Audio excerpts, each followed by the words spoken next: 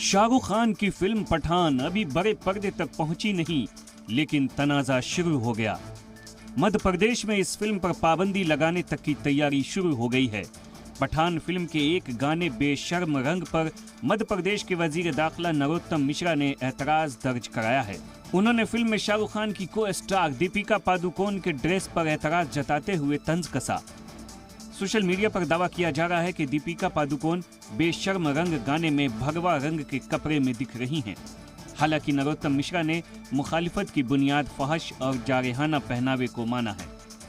गाने में प्रयुक्त की गई वेशभूषा प्रथम दृष्टया बेहद आपत्तिजनक है। साफ दिख रहा है कि दूषित मानसिकता के कारण ये फिल्माया गया गाना है।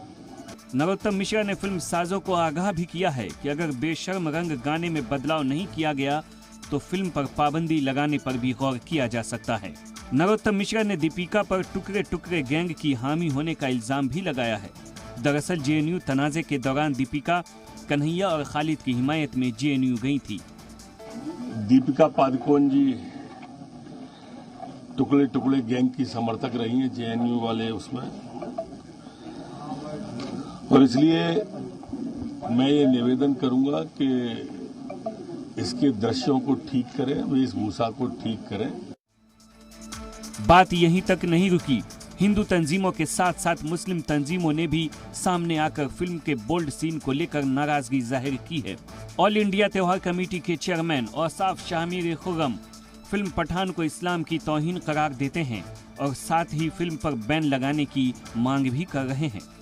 इस्लाम का मजाक उड़ाने वाले, इस्लाम के दुश्मन, वो चाहे कोई भी हो, शाहरुख खान हो या कोई भी खान हो, उनकी सख्त से सख्त मुखालिफत की जाए।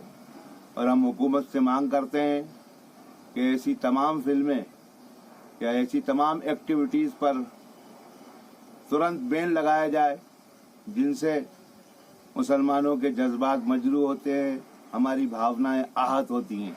हम किसी भी सूरत में, किसी भी हाल में मजहब इस्लाम की तौहीन बर्दाश्त नहीं करेंगे।